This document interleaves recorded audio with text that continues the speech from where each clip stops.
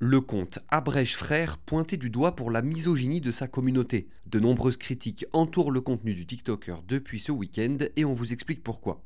J'ai envie de parler d'un truc à propos du TikToker Abrège Frères. Tout a commencé fin janvier avec l'apparition soudaine d'un compte complètement viral dont on n'a pas arrêté de parler depuis, c'est bien sûr Abrège Frères. Le concept de ces vidéos, c'est de reprendre les longues storytime des créateurs et des créatrices de contenu sur TikTok et de les résumer en quelques secondes pour faire gagner du temps aux utilisateurs. Et quand on vous dit que c'est un phénomène, c'est parce que le compte a atteint 1 million d'abonnés en même pas 2 semaines. C'est gigantesque. Sauf que depuis quelques jours, il y a un gros débat autour de tout ça.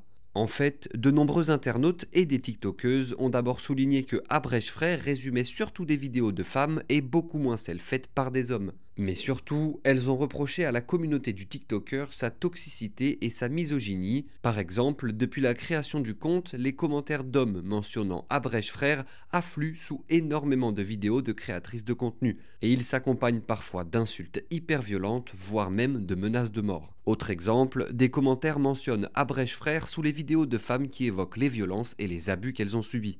Vraiment maintenant, dès qu'il y a une meuf qui parle pendant plus d'une minute sur TikTok et que son TikTok marche bien, mais vous êtes sûr de trouver au moins 5 commentaires de personnes qui vont taguer Abrège Frères en lui disant, mais parfois des trucs mais hyper violents, en mode, Abrège cette sale bip, elle parle trop, nanani nanana.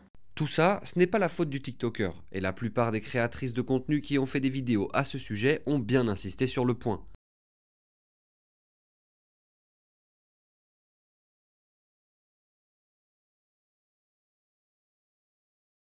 Bref, c'est là que Chloé Gervais entre en scène. Elle aussi a fait une vidéo pour dénoncer les dérives de Abrège Frères. Chloé Gervais a pris une vague de harcèlement titanesque tout le week-end qui l'a hissé au sommet des tendances sur X. Ce que je et plein d'autres meufs reprochent à Abrège Frères, c'est qu'il a créé, malgré lui, une immense vague de harcèlement et de misogynie sur les réseaux. Alors oui, il n'en est pas responsable et ces gens, c'est devenu une partie de sa communauté qui instrumentalise son contenu, mais le problème, c'est que ces gens-là, ils sont extrêmement nombreux. En fait, à travers son contenu, ils ont juste vu l'opportunité parfaite pour aller insulter et harceler des meufs dans leurs commentaires TikTok. Le problème, c'est ce que ça engendre et je pense que vous non plus, vous n'aimeriez pas recevoir des centaines de commentaires comme ça sous tous vos TikTok dès que vous postez. La jeune femme, souvent réduite à la copine de Squeezie, s'est faite insulter et menacer de mort, et les responsables ont ressorti d'autres vidéos d'elle sans aucun rapport pour continuer de la harceler, au point que même Squeezie a réagi sur X.